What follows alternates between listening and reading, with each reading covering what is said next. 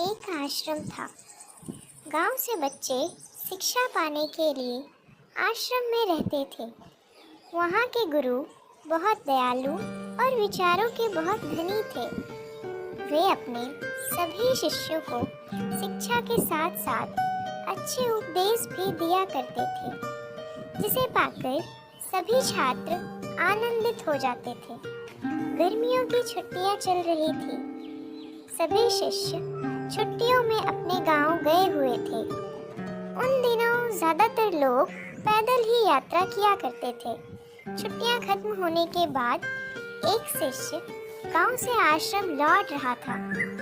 अचानक सूर्य अपने चरम सीमा पर पहुंच गया। गर्मी इतनी ज़्यादा बढ़ गई थी मानो सड़क आग उगल रही हो। कुछ दूर धूप में चलने के बाद वो इतना थक जाता है कि प्यास में उसका कंठ सूखने लगा, लेकिन वह आगे बढ़ता जा रहा था। तभी उसे एक कुआं दिखाई दिया।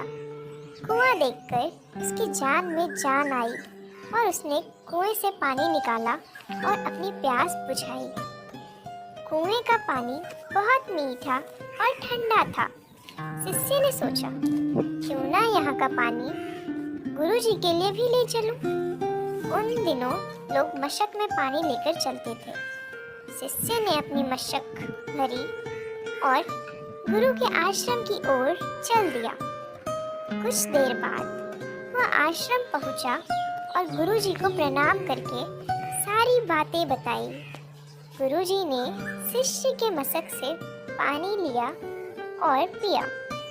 फिर उन्होंने शिष्य को अच्छा और मीठा पानी लाने के लिए धन्यवाद दिया।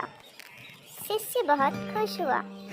गुरु के मुख से पानी की तारीफ सुनकर आश्रम में रहने वाला एक दूसरा शिष्य गुरुजी के पास आया। उसने भी वह पानी पीने की इच्छा प्रकट की। गुरुजी ने मशक उस शिष्य को दे दी।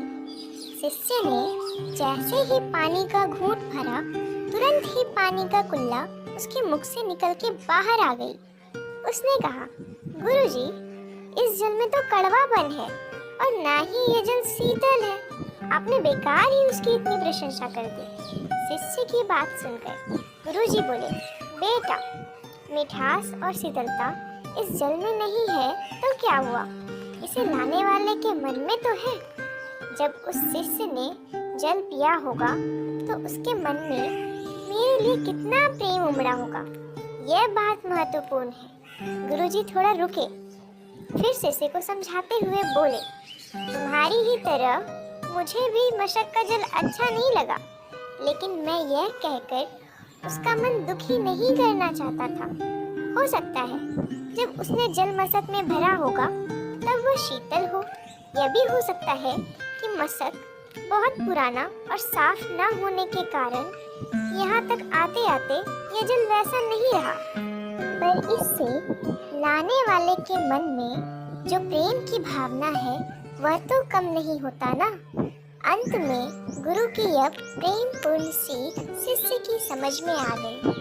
वह समझ गया कि हमें दूसरों को उनकी भावना से समझना चाहिए। सीख, यह कहानी हमें शिक्षा देती है कि शुभचिंतक की नियत पर संदेह करना ठीक नहीं है। हमें दूसरों की भावना समझकर ही प्रतिक्रिया करनी चाहिए।